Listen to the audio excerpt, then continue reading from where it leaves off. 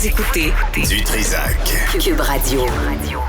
Alexandre Dubé est avec nous. Alex, bonjour.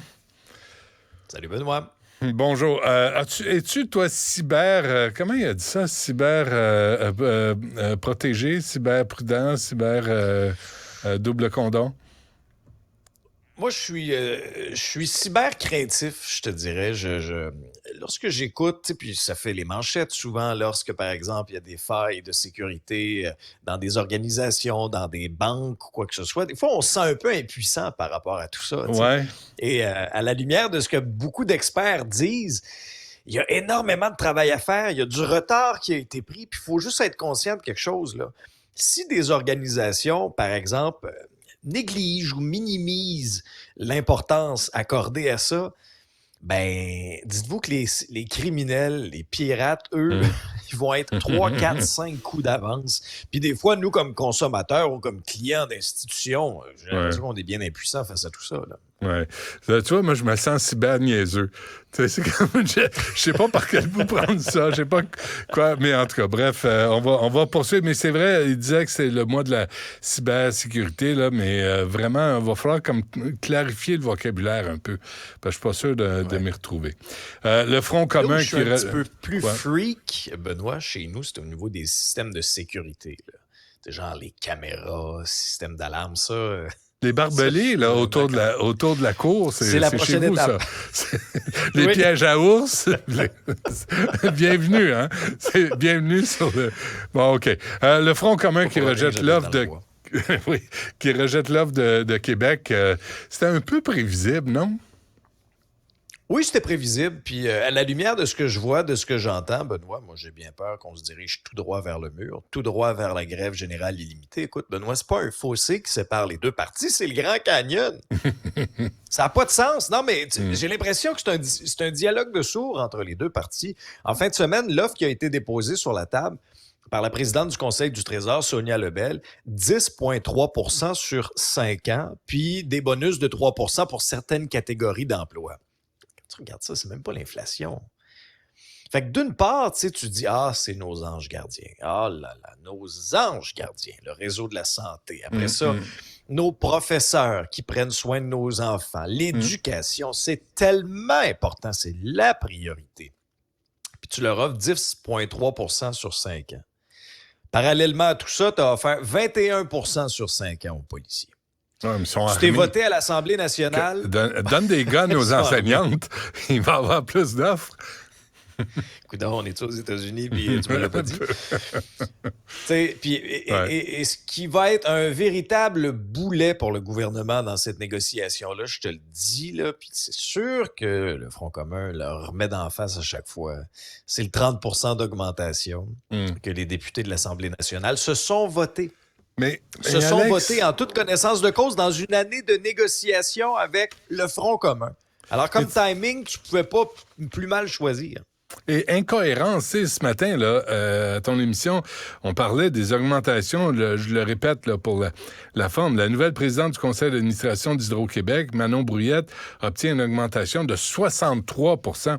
Tu sais, si le gouvernement Legault était moindrement cohérent, si c'était pas, tu sais, c'était des silos là, qui se parlaient, là, tu sais, tu dis partout, à tous les niveaux, dans l'appareil gouvernemental, il n'y aura pas plus que ce qu'on va offrir en convention collective à nos travailleurs.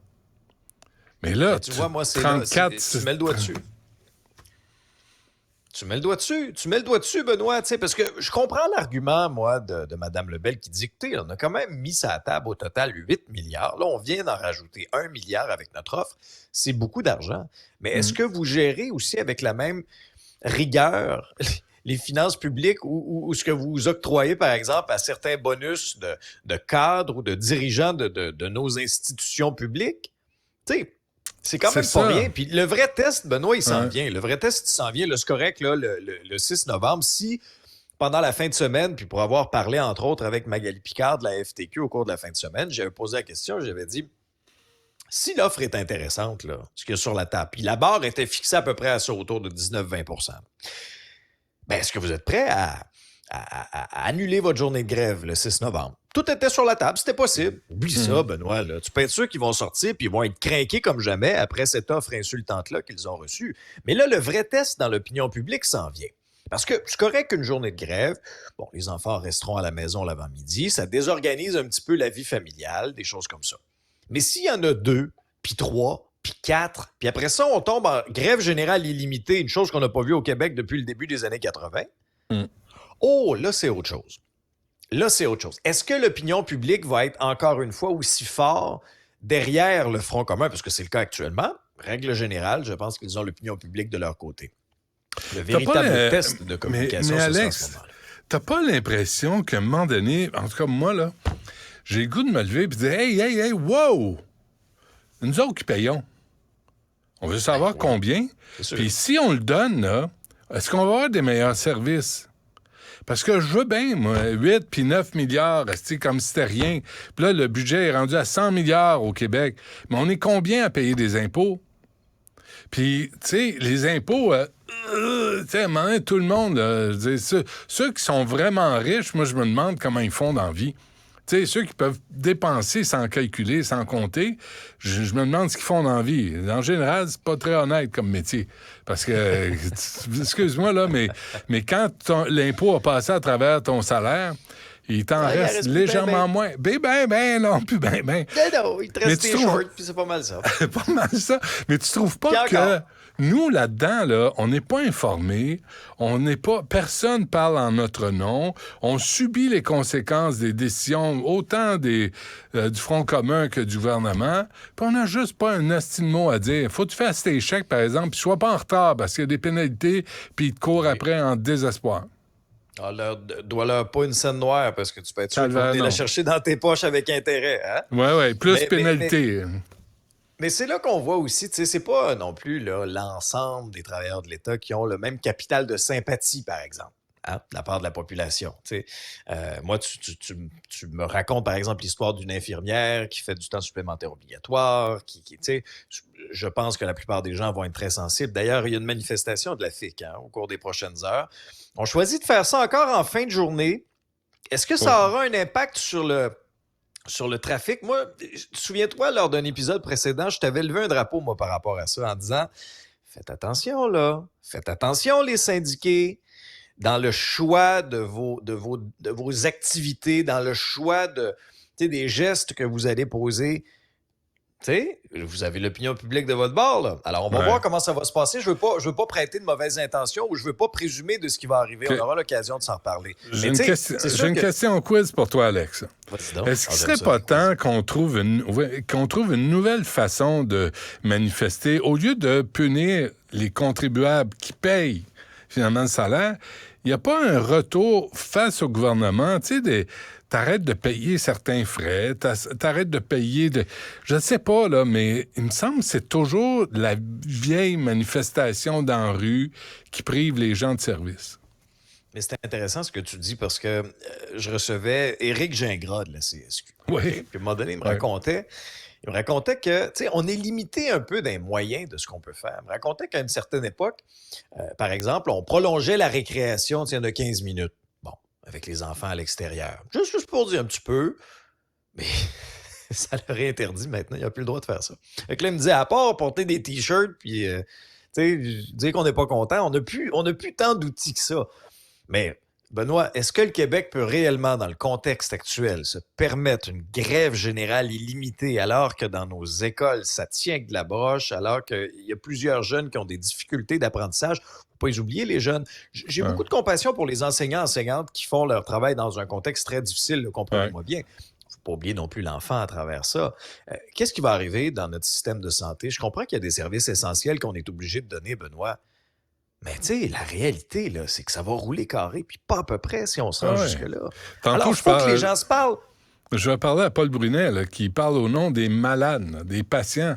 Puis effectivement, tu veux que les infirmières puis le personnel de la santé soient bien traités, mais c'est au détriment des élèves, comme tu dis, des familles qui doivent garder les enfants à la maison, des malades qui attendent. Puis est-ce que si on augmente le salaire de tout le monde, est-ce que ça va prendre moins de temps avant de se faire opérer? Ben, c'est ça. Alors, toi, tu faisais le lien, puis tu le fais très bien. Si moi, comme contribuable, je paye plus, est-ce que je vais avoir de meilleurs services? Ben, il faut, là. Parce que sinon, si c'est juste une question, on va encore grossir la taille de l'État, grossir la taille de l'État. On paye de plus en plus cher, mais on a de moins en moins de services. Ça va pas du tout, là. Mais je te dis, Benoît, au rythme où vont les choses actuellement, de Ouais. voir à quel point les deux camps, j'ai l'impression que c'est un dialogue de sourds, c'est assis à table de négociation depuis des mois, il n'y a rien qui avance.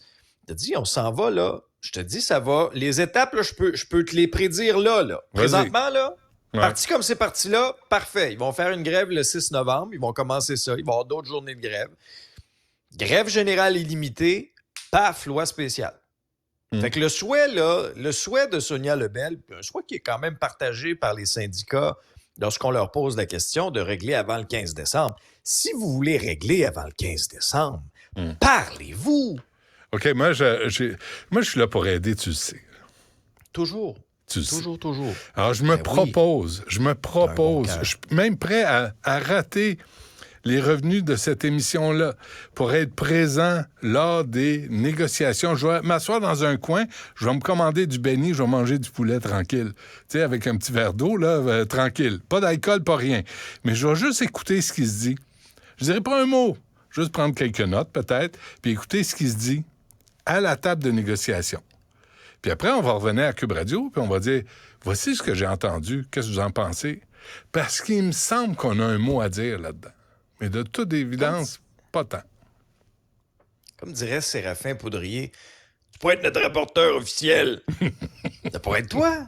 Ça pourrait être Ça moi. serait très bon, ça. Une pièce, c'est une pièce. C'est dans ma poche. Une pièce d'une pièce. Doc Mayou m'avait dit Ouais, ça. puis Une pièce, c'est une pièce. Oui, mais Doc, quand tu t'es fait frapper par une voiture, c'est nous tous qui avons payé ton opération. Ah, là, c'est pas pareil. On est tous ensemble dans le même bateau, hein? À part une couple de crosseurs qui cachent de l'argent dans les paradis fiscaux. Retour sur le Conseil national du PQ, Alex, avant qu'on se quitte. Oui, brièvement. Écoute, j'ai quand même apprécié la démonstration de force là, en fin de semaine. J'ai trouvé quand même l'exercice sur le plan des relations publiques intéressant. On a débattu de propositions dans le monde de l'éducation. C'était le thème, si tu veux, de ce Conseil national-là.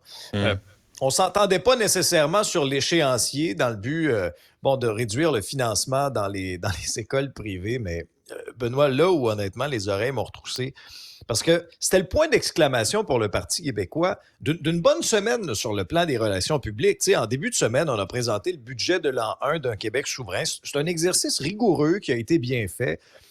Le PQ avait gagné la semaine là, sur le plan politique. Ça a forcé François Legault à se prononcer, à réagir, parfois maladroitement dans ses réactions lorsqu'il s'est dit insulté de cette fait comparé à Jean Chrétien ou encore à Jean Charest. Mais je vais te relire la déclaration de Paul Saint-Pierre Plamondon qui répondait un petit peu à François Legault qui disait, ben là, c'est viable le Québec financièrement, un Québec souverain, mais il faut dire la vérité aux Québécois, il faudra faire des sacrifices. Paul Saint-Pierre Plamondon aurait été mieux de simplement relancer la balle dans le camp de François Legault en disant « Ah oui, quels sont les sacrifices, M. Legault? » Mais là, il a rajouté quelque chose, puis je vous cite là, ce qu'il a dit, on ouvre les guillemets. « Les gens, ça va leur faire plaisir de donner du temps bénévolement. Il va y avoir une effervescence. On peut appeler ça du travail, mais je le vois pas comme un sacrifice pour autant. Ça va se faire spontanément parce que ça va être la fierté qui remplace la peur. Travailler avec fierté. Moi, je le fais quand je fais mon sapin de Noël. » Fait que c'est les 7 nains, là. Ça va être les 7 nains qui s'en vont travailler, là. C'est ça qu'on veut, là. Hi-ho, hi-ho. Non, mais tu sais, on s'en va au boulot. Ouais. Non, mais Benoît, le projet de Ça nous le prend en français, là, Jean-François. On a besoin d'une trame sonore ici, là. Parce que c'est comme le nouveau thème du Parti québécois. Non, pas ça. C'est pas il neige. C'est les gens qui vont travailler. Mais tu sais, Benoît, le projet de souveraineté du Québec, c'est un projet qui est sérieux, c'est un projet qui est important, c'est un projet qui anime bien des gens, qui a animé bien des gens dans le passé, par 2 fois, par 2 référendums, et ça a passé très, très près. Alors là, lorsqu'on y va dans des comparaisons douteuses comme ça, j'ai l'impression qu'on donne des arguments au camp adverse pour un peu rendre moins crédible le projet. Oui. Alors, il ne faudrait pas que Paul Saint-Pierre Plamondon commence à tomber là-dedans. Il peut démontrer beaucoup d'enthousiasme lorsqu'il fait son sapin de Noël, tant mieux. Et j'ai bien hâte de voir le résultat. Ouais. Lorsqu'on fait des comparaisons avec le projet de souveraineté du Québec, j'éviterais de faire des comparaisons. Voici le thème du prochain congrès du Parti québécois.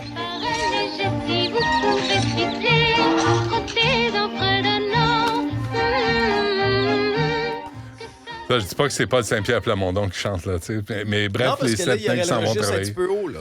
Ouais, un peu. Mais après une longue fin de semaine, ça peut arriver. On se laisse là-dessus. Alex, merci. À demain.